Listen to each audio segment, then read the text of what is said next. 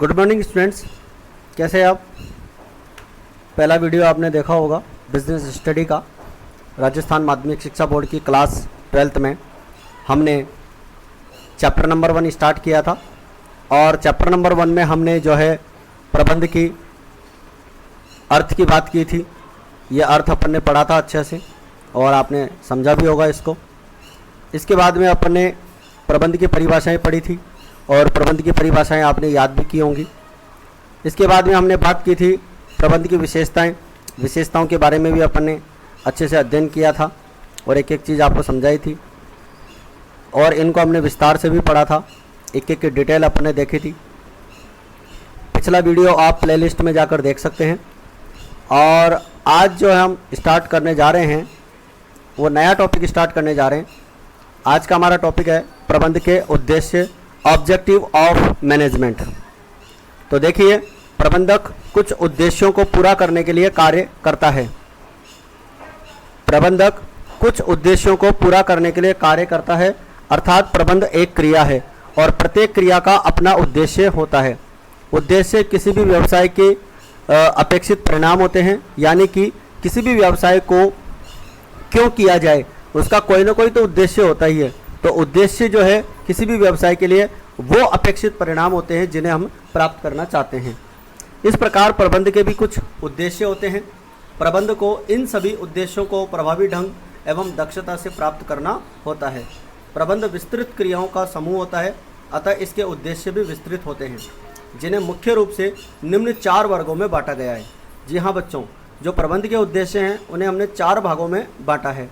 पहला है प्राथमिक उद्देश्य, दूसरा है सहायक उद्देश्य, तीसरा है व्यक्तिगत उद्देश्य और चौथा है सामाजिक उद्देश्य।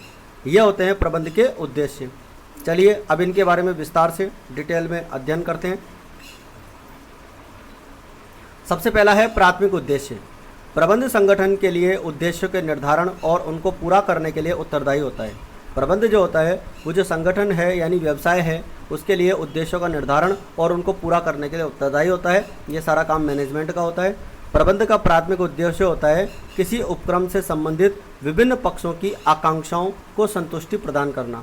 मतलब सीधा सा है कि जो कोई भी व्यवसाय होता है उस व्यवसाय में काम करने वाले जितने भी लोग हैं या उनसे संबंधित जितने भी विभिन्न पक्ष हैं उनकी आकांक्षाओं को या उनकी आवश्यकताओं को संतुष्टि प्रदान करना प्रबंध का प्राथमिक उद्देश्य होता है, जिससे उपक्रम अपने उद्देश्यों की प्राप्ति कर सके, जिसके लिए इसे स्थापित किया गया है। यानी जिन उद्देश्य के लिए किसी व्यवसाय को स्थापित किया गया है उनको प्राप्त करने के लिए प्राथमिक उद्देश्यों को पूरा करना जरूरी होता है। तो इस प्रकार प्रबंध के प्राथमिक उद्देश्यों में कौन कौन से उद्देश्य हैं उनको शामिल किया जाता है। तो सबसे पहला उद्देश्य है उचित एवं न्यूनतम लागत पर गुणवत्तापूर्ण उत्पादों एवं सेवाओं का उत्पादन करना। यानी किसी भी व्यवसाय संगठन का जो पहला प्राथमिक उद्देश्य होता है वो होता है न्यूनतम लागत पर गुणवत्तापूर्ण उत्पादों एवं सेवाओं का उत्पादन करना। इसके बाद में अगला उद्देश्य है उन उत्पादों एवं सेवाओं का उचित मूल्य पर वितरण करना, जिससे उपभोक्ताओं को संपूर्ण संतुष्टि प्राप्त हो सके।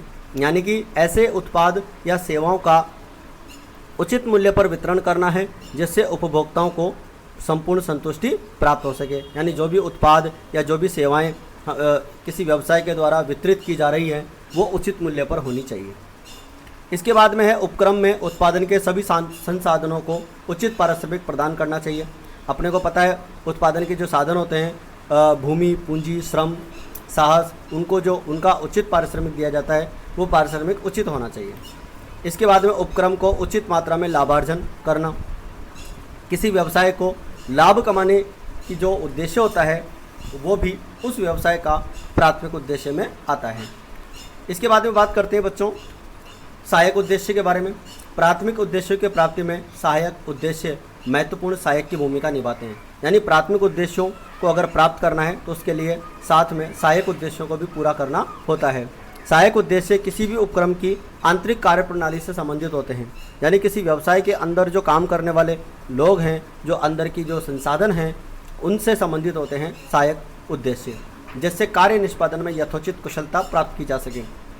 इसके अंतर्गत उपक्रम के विभिन्न मानवीय एवं भौतिक संसाधनों का इस प्रकार प्रयोग किया जाता है कि न्यूनतम लागत पर अधिकतम लाभ की प्राप्ति हो सके।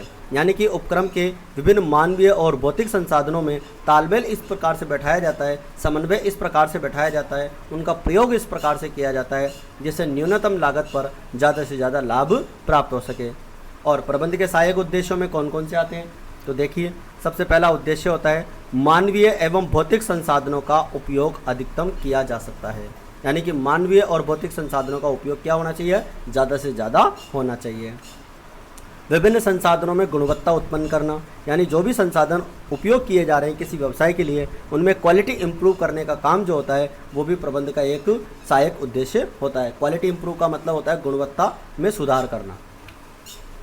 इनके उपयोग में सामंजस्य स्थापित करना ताकि सभी संसाधन एक दूसरे के पूरक के रूप में कार्य कर सकें और साथ ही उनकी कार्यक्षमता भी प्रभावित हो सके। इनके उपयोग में सामंजस्य स्थापित करना है मतलब जो भी संसाधन है, मानवीय और भौतिक संसाधन, इनके बीच में तालमेल इस प्रकार से बैठाना है ताकि सभी संसाधन एक दूसरे के पूरक के रूप में काम कर सके, यानी एक दूसरे के स्थान पर काम कर सके, उनकी कार्यक्षमता भी प्रभावित हो सके। इसके बाद में हमारे पास अगला उद्देश्य है व्यक्तिगत उद्देश्य। किसी भी उपक्रम में मानवीय संसाधनों की संतुष्टि प्रबंध के व्यक्तिगत उद्देश्यों की श्रेणी में आता है। किसी भी प्रबंध के व्यक्तिगत उद्देश्यों का अभिप्राय कर्मचारियों के संदर्भ में निश्चित किए जाने वाले उद्देश्यों से है। मतलब सीधी सी बात है कि किसी भी उपक्रम में मानवीय संसाधनों की संतुष्टि प्रबंध के व्यक्तिगत उद्देश्यों की श्रेणी में आती है। मतलब जो काम करने वाले कर्मचारी हैं, अधिकारी हैं, उनके व्यक्तिगत उद्देश्य पूरे होंगे तभी किसी संस्था के उद्देश्य पूरे हो पाएंगे।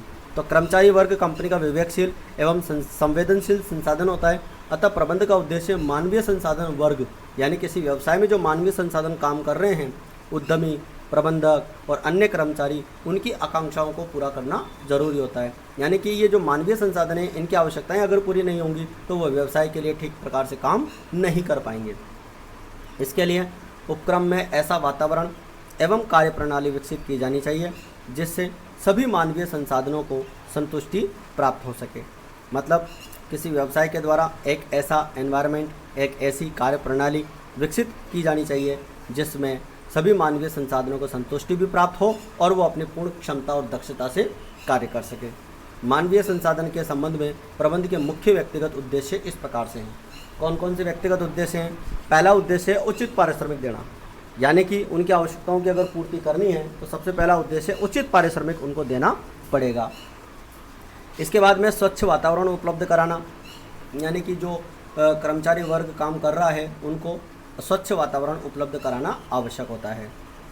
इसके बाद में है लाभ में हिस्सा प्रदान करना। अगर कर्मचारियों की कार्य क्षमता को बढ़ाना है या उनके उत्साह को बढ़ाना है तो उसके लिए हमें संस्था में जो लाभ हो रहे हैं उन लाभों में उनको क्या प्रदान करना चाहिए? हिस्सा प्रदान करना चाहिए। तो इससे उनको प्रोत्साहन मिलेगा। तो ये था हमारा व्यक्तिगत उद्देश्य। इसके बाद में बात करते हैं सामाजिक उद्देश्य की। प्रबंध के सामाजिक उद्देश्यों का अभिप्राय प्रबंध की क्रियाओं के दौरान सामाजिक हित का ध्यान रखने से है। मतलब यह है कि सामाजिक उद्देश्यों में प्रबंधकीय क्रियाओं के दौरान सामाजिक हित का ध्यान रखना चाहिए। एक संगठन समाज में स्थापित होता है, समाज द्वारा उपलब्ध किए गए संसाधनों से ही उसे चलाया जाता है। अर्थात उपक्रम अपने संसाधन समाज से प्राप्त करता है और उनमें से कुछ संसाधनों को उत्पादों एवं सेवाओं में परिवर्तित करता है और पुनः समाज को देता है।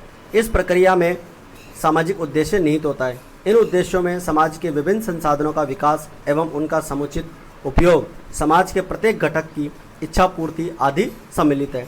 प्रबंध के मुख्य सामाजिक उद्देश्य निम्न प्रकार हैं। कौन कौन से हैं सामाजिक उद्देश्य जिनके बारे में अपन बात करते हैं? सबसे पहला है रोजगार के अवसर उपलब्ध कराना। यानी प्रबंध का जो एक सामाजिक उद्देश्य है वो यह है कि समाज के लोगों को रोजगार के अवसर उपलब्ध कराना चाहिए। वातावरण को दूषित होने से बचाना, यानी कि इस प्रकार की गतिविधियां नहीं होनी चाहिए जिससे समाज के लोगों के लिए वातावरण दूषित हो।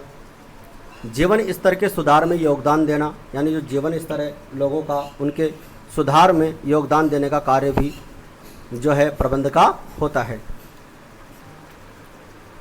तो इस प्रकार से हमने प्रबंध के उद्देश्य पढ़े हैं। 4 प्रकार के अपन ने उद्देश्य पढ़े हैं। प्राथमिक उद्देश्य, सहायक उद्देश्य, व्यक्तिगत उद्देश्य और सामाजिक उद्देश्य। उद्देश्यों के बाद में हम अगला टॉपिक लेते हैं प्रबंध का महत्व, इम्पोर्टेंस ऑफ मैनेजमेंट। देखिए बच्चों, प्रबंध एक सार्वभौमिक प्रक्रिया है जो किसी भी संगठन का अभिन्न अंग होती है। प्रबंध का महत्व दिन प्रतिदिन बढ़ता ही दिखाई देता है। यह एक ऐसा साधन है जो साधनों की उत्पादकता, कर्मचारियों की आय, उपभोक्ताओं की संतुष्टि में अभिवृद्धि करके संस्था की सफलता में योगदान देता है। आधुनिक युग में प्रबंध की भूमिका बहुआयामी है। यह व्यावसायिक संस्था के लिए ही नहीं बल्कि समाज और राष्ट्र के लिए भी महत्वपूर्ण शक्ति है। अतः इसके महत्व को इस प्रकार स्पष्ट किया गया है। तो चलिए इसके महत्व को देख लेते हैं एक बार।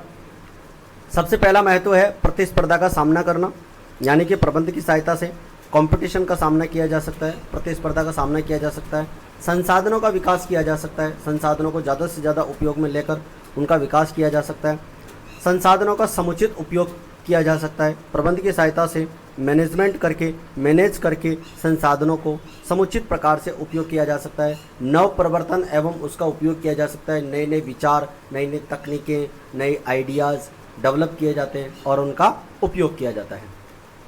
संगठन का अस्तित्व, संरक्षण और वृद्धि। संगठन का अस्तित्व संरक्षित करना हो, उसका वृद्धि करना हो तो प्रबंध का महत्वपूर्ण योगदान होता है। विभिन्न रुचि समूहों में समन्वय बनाए रखना, यानी प्रबंध में जो भी समूह विशेष रूप से रुचि लेते हैं उनमें तालमेल बनाए रखने का काम प्रबंध का होता है। देश का आर्थिक विकास, तो देश का आर्थिक विकास प्रबंध की सहायता से किया जा सकता है। समाज में स्थिरता लाने का काम भी मैनेजमेंट की सहायता से किया जा सकता है। अब बात करते हैं इनकी डिटेल, वन बाय वन करके अपन इनको एक बार डिटेल में पढ़ लेते हैं। वर्तमान युग में प्रत्येक व्यावसायिक उपक्रम का क्षेत्र प्रतिस्पर्धात्मक हो गया है। आज का जो व्यवसाय का युग है इसके अंदर कंपटीशन बहुत ज़्यादा बढ़ गया है। यह व्यावसायिक प्रतिस्पर्धा प्राय आंतरिक उपक्रमों एवं बाह्य उपक्रमों दोनों ही प्रकार के उपक्रमों द्वारा होती है। इस प्रतिस्पर्धात्मक वातावरण के लिए किसी उपक्रम को प्रतिस्पर्धी बनाना प्रबंध का कार्य होता है। ठीक है, यानी कि कोई भी जो कंपटीशन का माहौल बनाना है वो उपक्रम का कार्य होता है। प्रतिस्पर्धी बनाना प्रबंध का कार्य होता है। प्रतिस्पर्धा का सामना करने के लिए प्रबंध का महत्व होता है। मैनेज करके ही नई जो भी हमारे जो व्यवसाय है, व्यवसाय के बारे में हम अच्छे से मैनेज करेंगे, प्रबंध करके चलेंगे, संसाधनों का अच्छे से उपयोग करके चलेंगे, तो ऐसी अवस्था में प्रतिस्पर्धा का सामना आसानी से किया जा सकता है। प्रतिस्पर्धा का सामना करने के लिए न्यूनतम लागत पर अधिकतम और गुणवत्तापूर्ण उत्पादन प्रबंध की सहायता से ही किया जा सकता है। अगर कंपटीशन का अपने को सामना करना है, उसमें अगर टिके रहना है तो अपने को कम से कम लागत पर ज़्यादा से ज़्यादा अच्छी क्वालिटी का प्रोडक्शन अपने को करना पड़ेगा, तभी हम प्रतिस्पर्धा का सामना कर सकते हैं। और ये जो बात है ये प्रबंध की सहायता से की जा सकती है। इसके बाद में संसाधनों का विकास। संसाधनों के विकास में प्रबंध का बहुत ही महत्व होता है, क्योंकि किसी व्यावसायिक उपक्रम या देश के विकास के लिए उसके संसाधनों का विकास आवश्यक होता है। किसी भी व्यावसायिक उपक्रम या संस्था का विकास इस बात पर निर्भर करता है कि वो संस्था या उपक्रम ने स्वयं कितने संसाधनों का विकास किया है। कोई भी व्यवसाय उपक्रम संस्था जो है संसाधनों का जितना ज़्यादा विकास करेगा वह उतना ही ज़्यादा विकसित होगा। तो किसी भी व्यावसायिक उपक्रम या संस्था का विकास इसी बात पर निर्भर होता है कि उस संस्था या उपक्रम ने कितने संसाधनों का विकास किया है और किस प्रकार किया है, चाहे उसे उत्तराधिकार में वो संसाधन मिले हों या फिर प्रबंध की सहायता से ही संसाधनों का कुशलता और प्रभावपूर्ण ढंग से विकास किया हो। तो ये बात है हमारा प्रबंध का दूसरा महत्व, संसाधनों का विकास प्रबंध की सहायता से किया जा सकता है।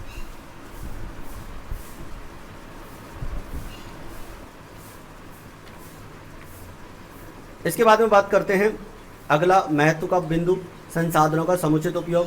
प्रबंध का महत्व संसाधनों के विकास के साथ साथ उनके समुचित उपयोग में भी होता है, क्योंकि संसाधनों का समुचित उपयोग करने से ही संस्था की कार्यक्षमता बढ़ती है। संसाधनों की मात्रा सीमित होती है और उन्हें विभिन्न वैकल्पिक कार्यों में प्रयोग किया जा सकता है।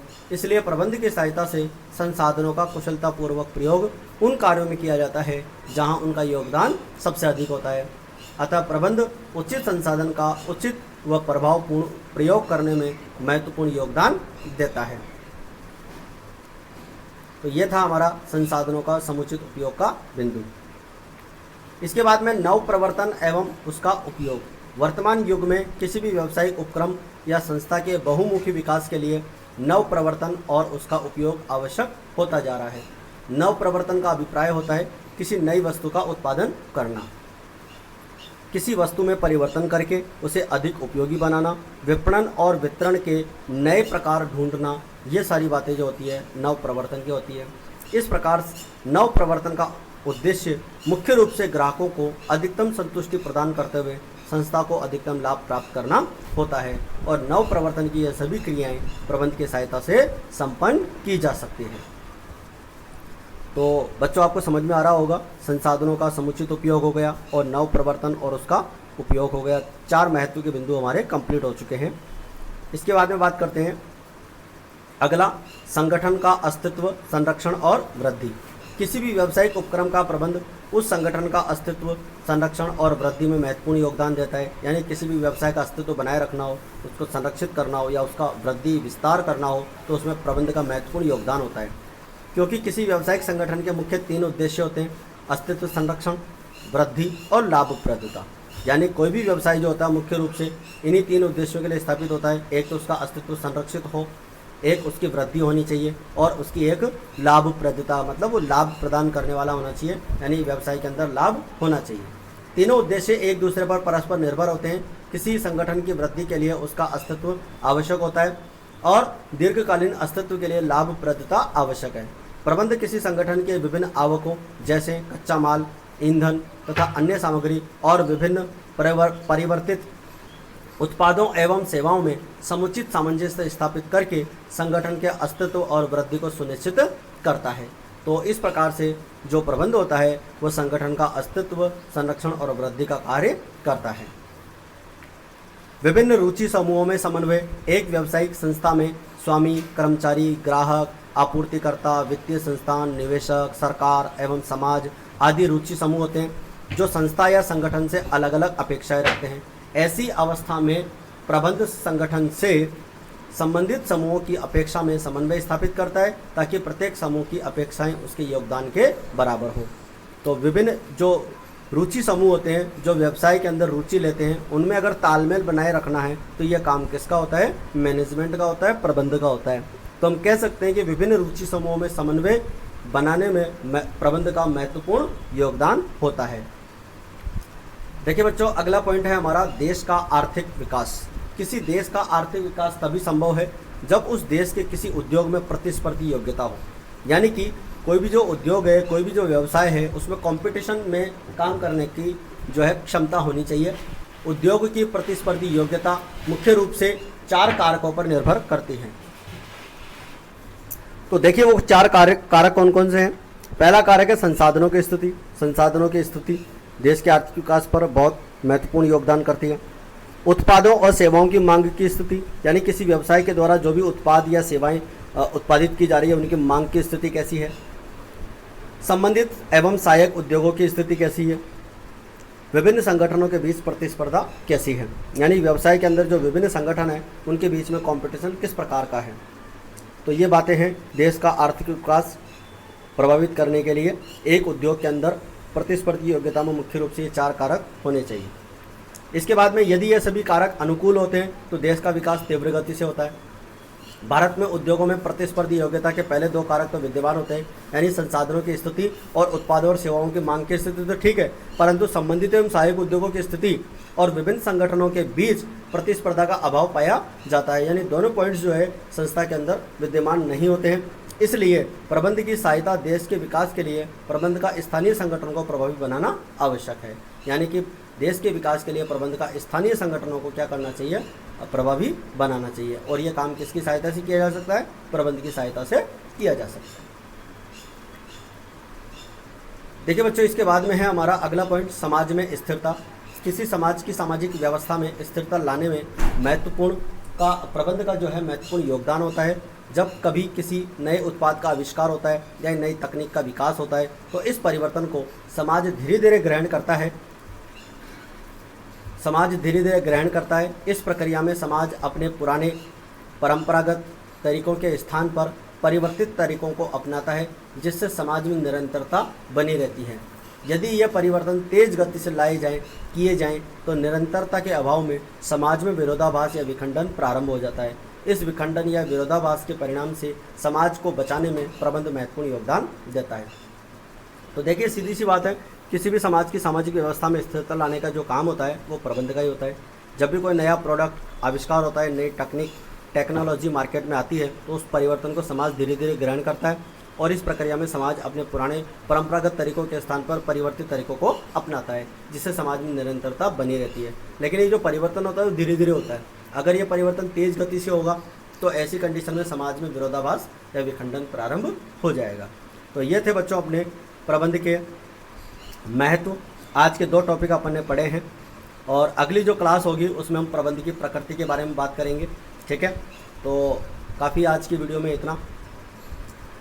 आपको वीडियो कैसा लगा आप लाइक करके ज़रूर बताएं, और कोई भी चीज़ अगर आपको समझ में नहीं आई हो तो आप जो है कमेंट्स करके बताने की कोशिश करें। ठीक है, मिलते हैं अगले वीडियो में। और अगर आपने अभी तक चैनल को सब्सक्राइब नहीं किया है तो आप इसको सब्सक्राइब करें और अपने फ्रेंड्स के साथ ज़्यादा से ज़्यादा शेयर करें। तो मिलते हैं अगले वीडियो में। जय हिंद, जय भारत।